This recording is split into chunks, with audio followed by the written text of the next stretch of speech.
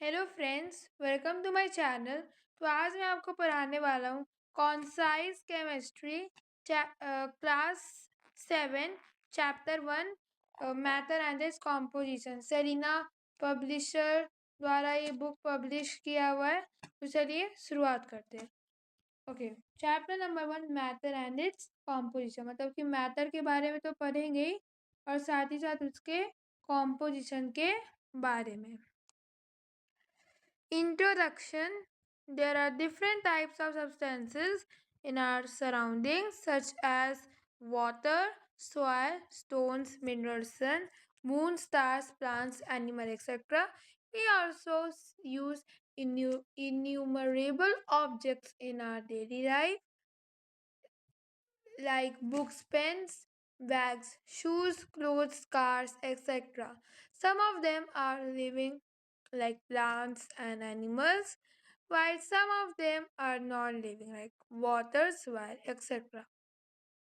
Some are natural, like minerals, air, water, and living beings, while some are man-made, like books, pencils, papers, houses, etc. All these substances are made up of matter. इसमें क्या बोल रहा है कि जो भी substances हैं जो हम लोग यूज करते हैं ना अपने डेली लाइफ में, कुछ कुछ नॉन लिविंग है, कुछ कुछ लिविंग है और कुछ कुछ मैन मेड है ना। लेकिन वो सब चीज एक मैटर, एक समान है सब्सटेंस से, जो कि मैटर मतलब ये हर सब्सटेंस एक चीज को कंटेन करता है जो कि आपका matter. In fact, the food we eat, the water we drink, the air we breathe, the clothes we wear, the houses we live in are all made up of matter. But what is matter? Matter is anything that has mass, occupies space, and can be perceived by our senses. अब देखो matter का definition क्या होता है। देखो, matter कोई भी ऐसा चीज है जो मास तो करता ही, जिसके पास मास है और ऑक्यूपाई करता है स्पेस। सपोज मैं इस बुक का एग्जांपल ले लूं। ओके, तो ये बुक क्या कर रहा है, ये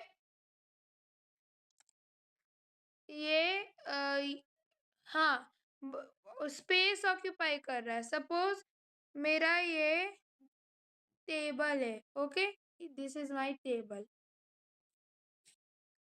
और मैंने अपने टेबल पे अगर ये बुक रख दिया तो ये टेबल का पे ऑक्यूपाई कर रहा है ना स्पेस, ऑक्यूपाई कर रहा है स्पेस, है ना।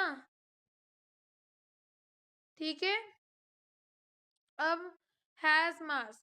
देखो मास क्या होता है, the quantity of matter present in a body is called मास। मतलब जैसे कोई भी बॉडी है ना, सपोज ये एक बॉडी है, इस बॉडी में मैटर है। देखो मास क्या है, quantity of matter present in a body is called its mass, है ना। तो इस बॉडी में मैटर प्रेजेंट है। अब यही मैटर का कितना क्वांटिटी है, क्वांटिटी वर्ड आ जाता है, कितना क्वांटिटी है, वही क्वांटिटी होता है आपका मास। मास भी हो गया होगा क्लियर, और ऑक्यूपाई स्पेस भी हो गया होगा। लास्ट है परसीव बाय आवर सेंसेस। इसका मतलब है जैसे कि अभी हम लोग बुक का एग्जांपल ले ले, बुक नहीं, बुक मैंने बहुत बार ले लिया। किसी और का एग्जांपल लेता हूँ। हाँ, सपोज ये इरेजर है, ये इरेजर को मैं देख पा रहा हूँ, छू भी पा रहा हूँ, है ना।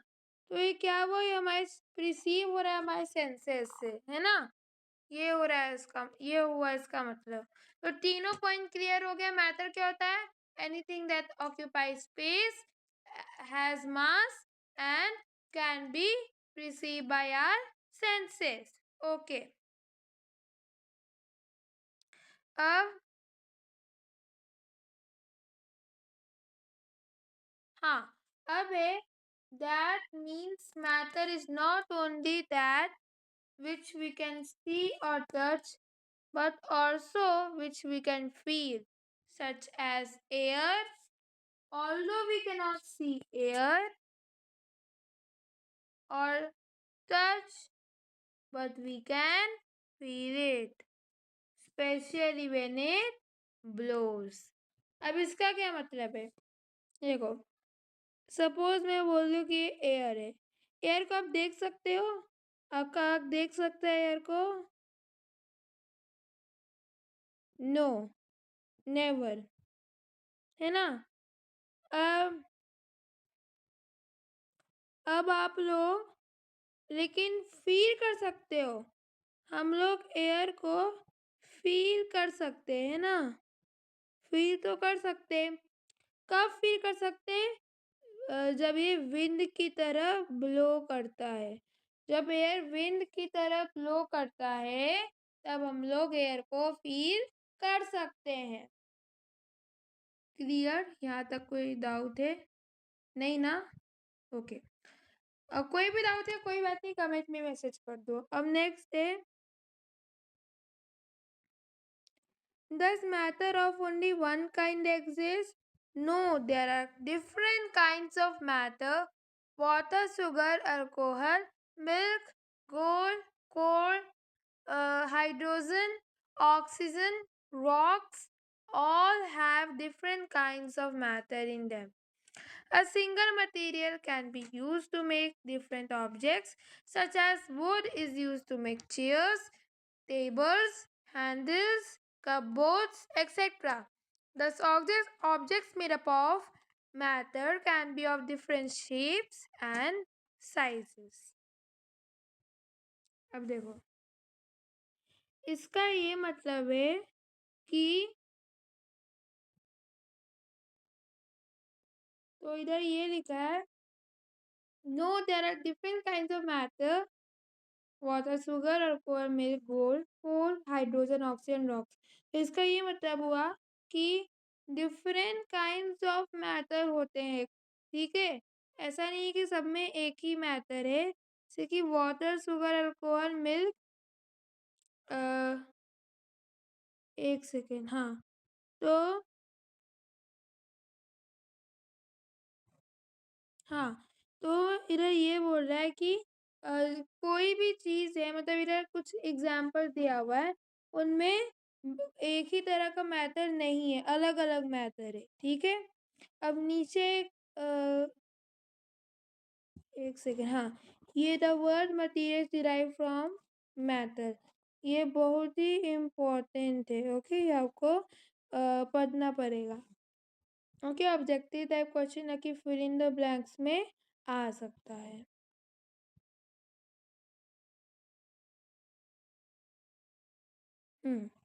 अब ये सेकंड पेज है आपका। हाँ, name two objects made up of each of the following materials. अभी आपका काम है कमेंट में मैसेज करना, ओके? ये मैं आपको होमवर्क दे रहा हूँ। अब नेक्स्ट है मास। मास क्या होता है? मैंने आपको पहले ही मास समझा दिया। मास क्या होता है? द क्वांटिटी ऑफ, एक second, the quantity of matter present in a body contains that the एक से रिपीट करता हूँ, the quantity of body that a body the quantity of matter the quantity of matter that a body contains is known as its mass. Okay, the quantity of matter contained in a body is called its mass. बस इतना सा है definition, कुछ tough नहीं है। मतलब आपको तो इतना पता है हर बॉडी में मैटर होता है, मैटर। अब वही मैटर कितने अमाउंट में है वो आपका हो जाता है मास। सपोज ये आपका बॉडी है बुक। ओके, सपोज बुक है ये। ओके, अब इस बुक में मैं लिख दूँ कि मतलब लिखो नहीं, मैं इधर बोलूँ इस बुक के बारे में कि इसमें मैटर है। अब मैटर मतलब क्या, कि ऑक्यूपाई कर रहा है स्पेस, कितना ऑक्यूपाई कर रहा है स्पेस, वो मास हो जाएगा। कितना प्रिसीव हो रहा है हमारे सेंसेस से, मतलब क्वांटिटी इन सब का जो है वो आपका हो जाएगा मास। ओके, इन सब का जैसे ऑक्यूपाई स्पेस, कितना स्पेस ऑक्यूपाई कर रहा है बुक, तो इन्हीं सब चीज़ों का क्वांटिटी आपका मास होता है। अब ऑक्यूपाई स्पेस ये भी तो मैटर ही हुआ ना, तो वही मैं आपको क्या कर रहा हूँ, मैटर को अच्छे से एक्सप्लेन कर रहा हूँ। देखो, आप तो ऐसे भी लिख सकते हो कि हाँ बुक में मैटर है और मैटर का क्वांटिटी मास, ऐसे, लेकिन रटने की ज़रूरत नहीं, आप समझो इसको। जैसे कि बुक है, बुक स्पेस ऑक्यूपाई कर रहा है ना, तो वही कितना कर रहा है ना, ऑक्यूपाई स्पेस भी मैटर के कैटेगरी में आता है ना, तो कितना ऑक्यूपाई स्पेस कर रहा है वो आपका मास हो जाता है। ठीक है, आ गया। ये देखो, मैं आपको एग्जाम्पल से समझा रहा हूँ समझने के लिए, ठीक है, आप उसको तब सीरियसली मत लेना। अब नेक्स्ट है, the space occupied by body is called its volume. Suppose substance है, इस सब्सटेंस जितना स्पेस ऑक्यूपाई कर रहा है वो हो गया आपका ये वॉल्यूम। लेकिन देखो डिफरेंस क्या है इसमें, थोड़ा सा डिफरेंस हो जाता है। सपोज इसे कलर चेंज करता हूँ। हाँ, अभी मैंने क्या किया, ये ग्लास रखा, मेरे को ड्राइंग उतना अच्छा नहीं आता है, ये ग्लास मैंने रखा। ओके, अब इस ग्लास में देखो, ये ये तो पार्ट है ही, देखो ये वाला पार्ट ये तो है ही, लेकिन साथ ही साथ आपको हाइट भी मेजर करना पड़ेगा। इसका मतलब क्या है, देखो आप लोग एरिया और वॉल्यूम में डिफरेंस होता है थोड़ा सा। एरिया पे तो अगर आपको वॉल्यूम समझना है तो एरिया और वॉल्यूम का डिफरेंस समझ लो। देखो एरिया निकालते हैं तो ज़्यादा ज़्यादा लेंथ और ब्रेथ को मल्टीप्लाई करते हो, है ना, लेकिन कभी कभी ट्रायंगल सब में आपको हाफ भी साथ ही साथ मल्टीप्लाई करना पड़ता है। लेकिन वॉल्यूम में क्या है, आपको हाइट लेना पड़ेगा। एरिया में आप कभी भी हाइट लिए हो क्या, हाइट एरिया में नहीं, लेकिन वॉल्यूम में आपको हाइट भी लेना है। सपोज ये ग्लास है, ये ग्लास का हाइट भी कितना है, हाइट वो आपको मल्टीप्लाई करना पड़ेगा एच, और मल्टीप्लाई बाय लेंथ, लेंथ तो आपको करना ही है, और ब्रेथ, ठीक है। लेकिन एरिया में आप हाइट नहीं मल्टीप्लाई करते हो। ओके, और एरिया जनरली 2D शेप्स के लिए होता है, लेकिन वॉल्यूम 3D शेप्स के लिए होता है। ये कुछ डिफरेंस है, आपको आगे समझ में कि दस आ गया होगा आपको समझ में। The space occupied by a body is called its volume. अब नेक्स्ट है activity 1, take a glass tumbler, fill 1/3 of it with water, put a mark on the glass. Okay, हाँ, अब मेरे को भी पता है इस एक्टिविटी में क्या करना है, पहले ही मैंने चैप्टर को रीड कर लिया है। ओके, तो अब देखो, एक सेकेंड। हाँ, तो ये ग्लास है ना, सपोज ये ग्लास है, इस ग्लास में ये पानी है, आप नोट कर लो लेवल, इतना लेवल पानी है। Okay, note. अब आपने क्या किया, थोड़ा सा मार्बल्स डाल दिया, मार्बल्स, मार्बल्स आपको पता है आपके घर में भी होगा मार्बल, मार्बल आपने डाल दिया, ठीक है। अब मार्बल आपने डाल दिया, अब फिर आप देख रहे हो कि ये जो वाटर लेवल है ये थोड़ा सा इंक्रीज हुआ, आया समझ में। एक सेकेंड, ये मार्बल, ये दूसरे स्टेप में दिखाऊंगा मैं। जब आपने मार्बल डाला इसमें, तो आप देखोगे कि वाटर लेवल इंक्रीज हो गया है ना, मतलब चेंज हो गया, वाटर लेवल इज इंक्रीज्ड। ये आगे इंक्रीज है, एक सेकेंड, हाँ, इज इंक्रीज। ओके, क्यों इंक्रीज हुआ? अब इधर क्वेश्चन आ जाएगा, मार्बल डालने से क्यों वाटर लेवल इंक्रीज हुआ? क्योंकि मार्बल भी ऑक्यूपाई कर रहे हैं ना स्पेस। मार्बल ऑक्यूपाई किए स्पेस, है ना, मार्बल नीचे आ गए और लिक्विड लिक्विड को उन्होंने ऊपर भेज दिया, है ना। तो क्या हुआ? ये वाटर लेवल इंक्रीज हो गया। Is this clear? मेरे को लगता नहीं इसमें कुछ डाउट होगा कि बहुत सिंपल एक्टिविटी है। ओके, अब ये, लेकिन ये चीज प्रूव क्या कर रहा है? The activity proves that matter has mass and occupies space. ये एक्टिविटी ये प्रूव कर रहा है कि मैटर में मास है, मतलब मार्बल्स में मास है, मतलब मास मतलब ऑक्यूपाई कर रहा है ना, स्पेस कर तो रहा है ना। तो मास है और साथ ही साथ स्पेस भी ऑक्यूपाई कर रहा है, एक ही बात हुआ, है ना। बस ऑक्यूपाई स्पेस कितना कर रहा है, वही उसका ही क्वांटिटी हो गया मास, एक ही बात है, ठीक है। वैसा तो ऐसा केमिस्ट्री ऐसा सब्जेक्ट होता है, इसमें तो ऐसा दिमाग लगाओगे तो बहुत इजी हो जाएगा। ओके, अब next activity 2, take two identical glass tumblers. Okay, हाँ, इसमें मेरे को पता है क्या करना है। आपको एक ग्लास लेना है, मैं ड्राइंग के बनाया था पहले से, तो ड्राइंग है। देखो, आपको एक ग्लास लेना है, ओके।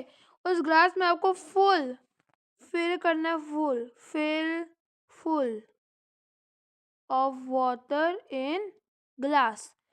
उसके बाद भी थोड़ा सा भरोगे, क्या होगा? आप देखोगे कि थोड़ा सा वाटर नीचे गिर गया है। ये जो वाटर नीचे गिरा ना, वो हो गया आपका एक्स्ट्रा वाटर। आ गया आपको ये समझ में? अब now place the empty glass tumbler and the one filled with water on two pans. Okay, अब आपको क्या करना है? देखो, मैं आपको फिर समझाता हूँ। पहले तो आपको एम्प्टी ग्लास लेना है, फिर एम्प्टी ग्लास में आपको पूरा फुल कर देना है, और फिल करने के बाद थोड़ा सा पोर कर दो, है ना। अब देखो क्या होगा, ये पानी नीचे गिर जाएगा क्योंकि स्पेस बचा ही नहीं था कंटेनर में, है ना। अब क्या करना है? बीम बैलेंस लेना है। बीम बैलेंस आपको पता है क्या होता है? सपोज ये मैंने एम्प्टी ग्लास रख दिया, एम्प्टी ग्लास लेफ्ट पैन में एम्प्टी ग्लास, और राइट पैन में मैंने फिल ग्लास रख दिया, फिल। ओके, अब आप देखोगे, एक सेकेंड में ड्राइंग फिर से बनाता हूँ। हाँ, तो आपको क्या करना है? एम्प्टी ग्लास रख देना है इधर, ओके। और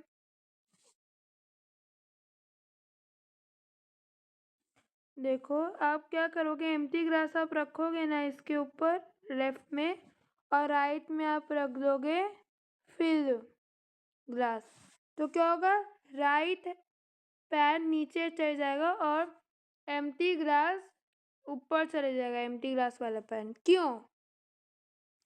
क्योंकि The pan with a glass of water tilts to one side. This shows that water has mass.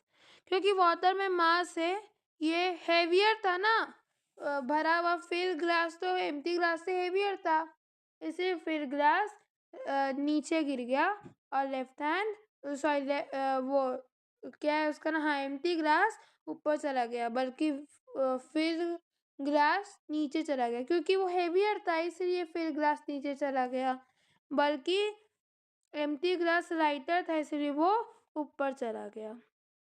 ये सब सिंपल कंसेप्ट है। अब ये एक्टिविटी ये दिखाता है कि वाटर में भी मास होता है। अब नेक्स्ट है, एक सेकेंड ना, हाँ, activity 3, take 2 similar balloons. Okay, ये भी मेरे को आता है, मैं आपको समझा देता हूँ।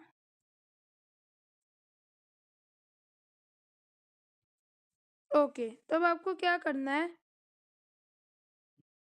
देखो, you will observe that the shape of a balloon. देखो आपको क्या करना है,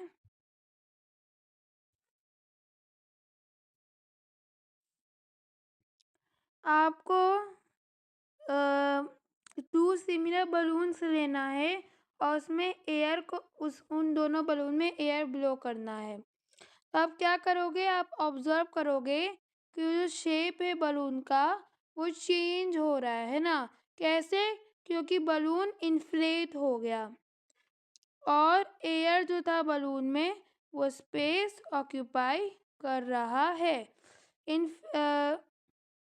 इन्फ्लेट देम इक्वली, ऐसा नहीं कि आप किसी में कम हवा भरो, इक्वली आपको इन्फ्लेट करना है। Suspend one balloon to left of a metre scale and the other end and other one to the right of it as shown in the next page, as shown in the figure below. Balance the scale in the middle with the help of a peg. तो आपने क्या किया, metre scale लिया, एक second, हाँ आपने metre scale लिया, उस मीटर स्केल के मिडल में आपको बिटवीन में लगा देना आपको एक पेग, ठीक है, और आपको इधर एक मतलब सेम मास के आपको बलून लगा देने, मतलब इक्वली इन्फ्लेटेड रहना चाहिए, इक्वली। ओके, अब क्या होगा, आप देखोगे कि बैलेंस मतलब ये जो मीटर स्केल है ये एक ही साइड पे है, मतलब कि ऐसा नहीं, एक सेकेंड, सपोज मतलब एक ही है, मतलब स्थिर है, मतलब बैलेंस किया हुआ है ना, ऐसा नहीं मतलब इक्वल है हर जगह। तो इसीलिए मीटर जो है आपका क्या है उसमें, हाँ मीटर रूलर वो आपका स्ट्रेट है, स्ट्रेट। ओके, ये आ गया आपको समझ में। अब क्या करना है, हाँ एक बलून आपको पंचर कर देना है, पंचर, और ये भी, और हाँ तो ये नहीं करना, एक ही करना है। तो आप क्या करोगे, आप क्या देखोगे कि जो पंचर आपने किया वो साइड मीटर रूलर का ऊपर चला गया, और जो इन्फ्लेट किया हुआ है जिसमें आपने पंचर नहीं किया है वो नीचे गिरा हुआ है वो साइड। ओके, तो ये एक्टिविटी आपको क्या सिखा रहा है, this proves that air which is a kind of matter occupies space and has mass। मतलब एयर ऑक्यूपाई स्पेस कर रहा है बलून में और साथ ही साथ मास भी है, ठीक है, क्लियर। अब नेक्स्ट एक्टिविटी है, आपको देखो, आप थिंक करो, सपोज अब मैं नेक्स्ट एक्टिविटी पे आ गया हूँ, हाँ एक्टिविटी 4। अभी इसमें क्या, आपको एक एम्प्टी वेसल ले लेना है। अब बहुत लोग आप बोलोगे कि एम्प्टी वेसल एम्प्टी है, देखो एम्प्टी नहीं है। अगर आप इसको साइंस की ओर से देखोगे तो इसमें एयर भरा हुआ है, एयर तो भरा हुआ ही है ना एम्प्टी वेसल में। तो अब आप चेक कैसे करोगे कि इसमें एयर भरा हुआ है। देखो आपको क्या करना है, आपको इसमें बलून टाई करना है और आप यहाँ से बलून को हवा दो। अब देखो कि बलून फूल ही नहीं रहा है ना, नहीं फूल रहा है। क्यों नहीं फूल रहा है? क्योंकि एम्प्टी वेसल में पहले ही फुल है ना, मतलब एम्प्टी वेसल में जो एयर है वो बलून को फूलने नहीं दे रहा है, बलून को ऑक्यूपाई स्पेस को ऑक्यूपाई करने दे ही नहीं रहा है। तो अब ये क्या इसका मतलब है? इसका मतलब हुआ कि एयर इनविजिबल है, मतलब ये प्रूव कर रहा है एक्टिविटी कि एयर इनविजिबल है ना।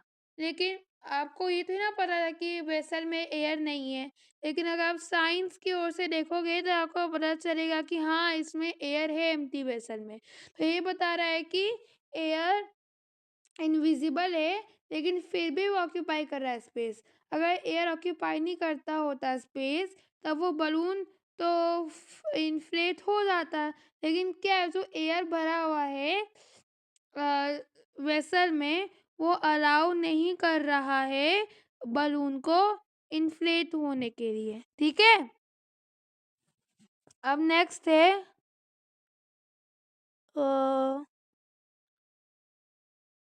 हाँ, do you know, do you know mass and weight are different from each other? Mass is the quantity of matter and weight is the force which the earth pulls a body towards itself. अब देखो मास और wait का difference क्या है। देखो मास एक quantity of matter present in are, देखो present in a body.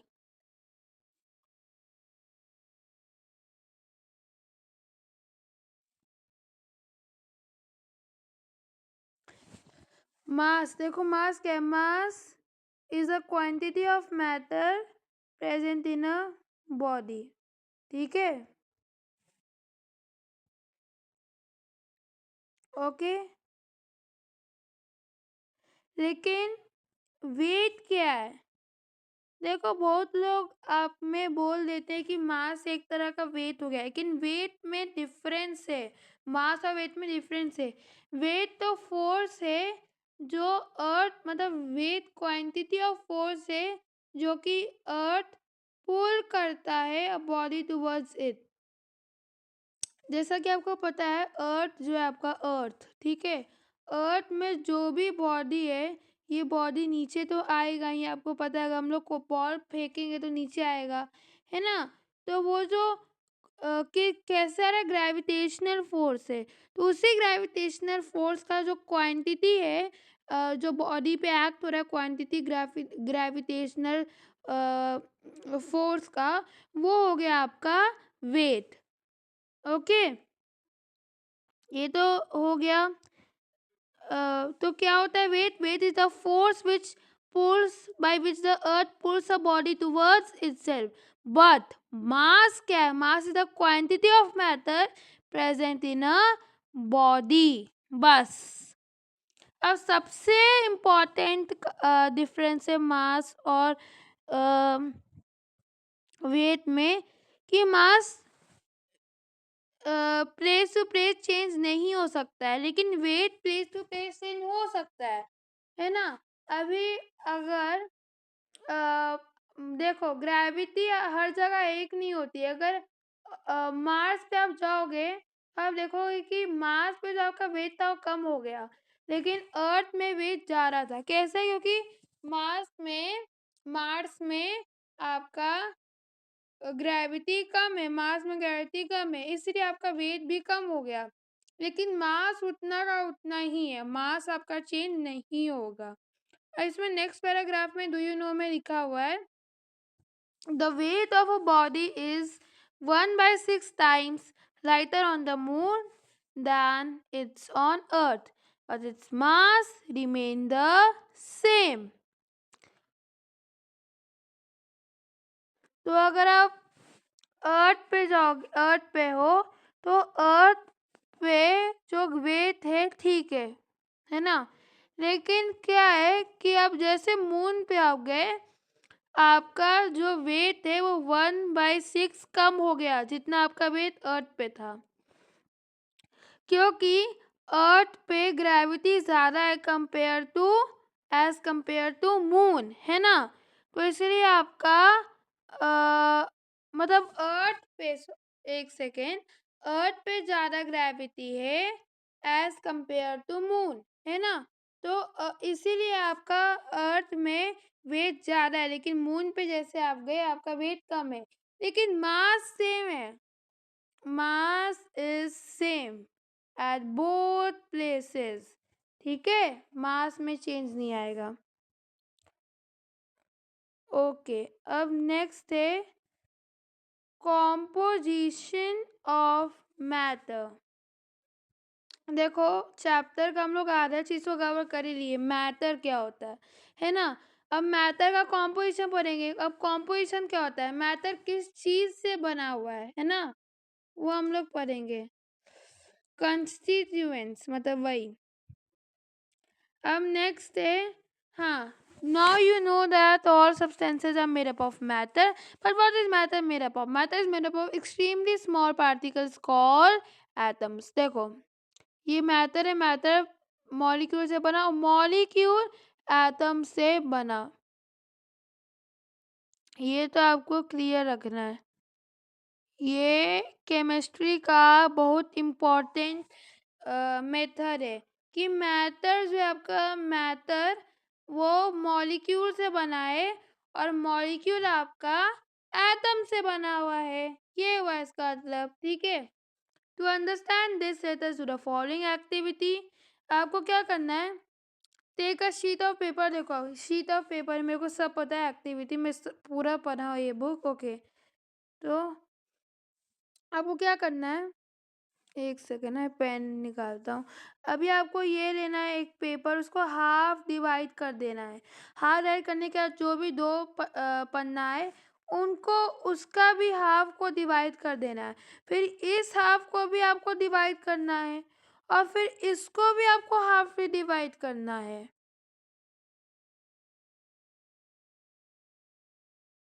अभी जो सबसे, अब आप देखोगे कि इससे ज़्यादा आप छोटा नहीं कर पा रहे हो। क्यों? क्योंकि ये अब इससे ज़्यादा छोटा हो ही नहीं सकता, समझ लो कि ये आटम हुआ, ठीक है। Hence, we conclude that paper, a kind of matter, is made up of tiny particles which exhibit all the properties of matter. The particles are atoms. तो आप देखोगे कि छोटे, सबसे छोटे पार्टिकल भी पेपर ही तो ही हुए ना। ये क्या कोई मशीन बन गया क्या? नहीं। क्लोथ बन गया? नहीं, वो पेपर ही हुआ, है ना। मतलब पेपर का प्रॉपर्टी रिटेन कर रहा है। अब नेक्स्ट है नोट। नोट कुछ दिया हुआ टेक्स्ट बुक में, हाँ। Earlier it was thought that all kinds of matter are made up of air, water, earth, sky and fire. पहले ऐसा सोचते थे कि वो जो मैटर है वो एयर मतलब अर्थ है, अर्थ नहीं, काइंड्स ऑफ मैटर है, kinds of matter.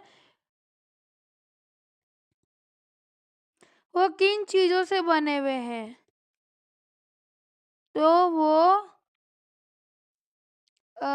Air, water, sky,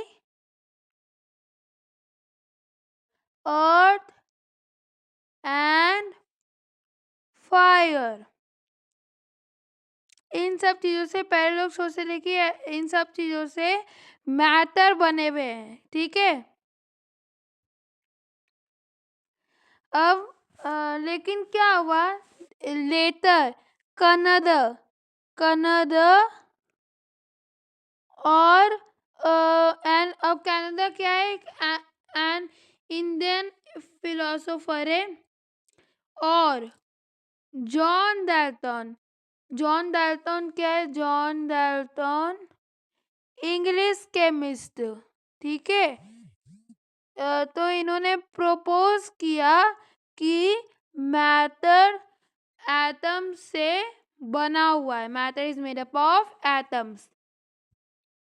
clear? अब नेक्स्ट है atoms usually do not have independent existence, therefore they combine with one another to form minute particle called molecule। अब देखो, एक second पहले atom का blue definition पढ़ लेते हैं। तो एटम क्या हुआ? An atom is the smallest possible unit of a matter that exhibits all the properties of matter. ये आप पिछले एक्टिविटीज आप समझ ही लिए हैं पेपर वाला एक्टिविटी से। तो क्या होता है एटम? एटम स्मॉलेस्ट यूनिट होता है मैटर का और स्मॉलेस्ट पॉसिबल यूनिट है ना। और वो जो एटम होता है वो जो जिस मैटर से वो एटम बना है उस मैटर के प्रॉपर्टी को एग्जिबिट करता है। इसका डेफिनेशन है इंग्लिश में, an atom is the smallest particle of the matter which exhibits all the properties of that matter. अब फिर नेक्स्ट पैराग्राफ आ गया कि देखो एटम इंडिपेंडेंटली एग्जिस्ट नहीं कर सकता है ना, इंडिपेंडेंटली एग्जिस्ट नहीं कर सकता है। तो अब क्या करेगा वो दूसरे एटम से कंबाइन होकर एक मॉलिक्यूल बनाएगा। अभी ऐसा नहीं है कि दूसरे से ही करे, तीसरे से भी कर सकता है, चौथे से भी कर सकता है। ऐसा नहीं है कि बस एक ही से दो दो मतलब एक ही से करे, नहीं, 4 से भी कर सकता है, हजारों से भी कर सकता है, ठीक है। और मिलके एक मॉलिक्यूल बनेगा। When an atom combines with another atom, it forms a molecule. A molecule is the smallest unit of matter which exhibits all the properties of that kind of matter and also has independent existence. Okay? तो इसका मतलब ये है कि जो molecule होता है, molecule smallest, देखो एटम स्मॉलेस्ट पॉसिबल यूनिट होता है लेकिन मॉलिक्यूल स्मॉलेस्ट यूनिट ही होता है, ओके, मैटर का, जो कि एग्जिबिट करता है all properties of that kind of matter and also साथ ही साथ उसमें इंडिपेंडेंट एग्जिस्टेंस भी होता है। अब ठीक है, आगे बढ़ते हैं। अब डिफरेंस क्या है एटम्स और मॉलिक्यूल्स में? Atom does not exist independently whereas molecule exist independently. ये हुआ डिफरेंस एटम और मॉलिक्यूल्स का। Atom does not exist independently, whereas molecule exist independently. Next, molecules are bigger than atoms. However, both the particles are too small to be seen to the naked eye or an ordinary microscope. A molecule can be formed of atoms of the same kind or of different kinds. For example, मतलब अब 2 hydrogen atom मिलके एक hydrogen molecule बनाता है, 2 nitrogen atom मिलके एक nitrogen molecule बनाता है, 2 हाइड्रोजन एटम और एक ऑक्सीजन एटम मिलके वाटर मॉलिक्यूल बनाता है, और 2 ऑक्सीजन एटम और एक कार्बन एटम मिलके कार्बन डाइऑक्साइड मॉलिक्यूल बनाता है। ओके, अब नेक्स्ट कैरेक्टरिस्टिक्स और पार्टिकल्स ऑफ मैटर हम लोग पढ़ेंगे नेक्स्ट वीडियो में। तो अगर आपको यहाँ तक समझ में आ गया होगा तो वीडियो को लाइक कर दीजिएगा, चैनल को भी जल्दी से सब्सक्राइब कर दीजिएगा, और जो भी समझ में नहीं आया वो प्लीज़ कमेंट में मैसेज कर देना, आपको मिल जाएगा रिजल्ट। Okay, bye. तो ये मेरा पार्ट 1 था, पार्ट 2 में लगाऊंगा नेक्स्ट वीडियो में। ओके ओके, तो मेरे को ऐसा लगता है कि पार्ट 2 में हम लोग ख़त्म कर देंगे एक्सप्लेनेशन, क्वेश्चन आंसर पार्ट 3 में कर लेंगे। ओके, फिर एक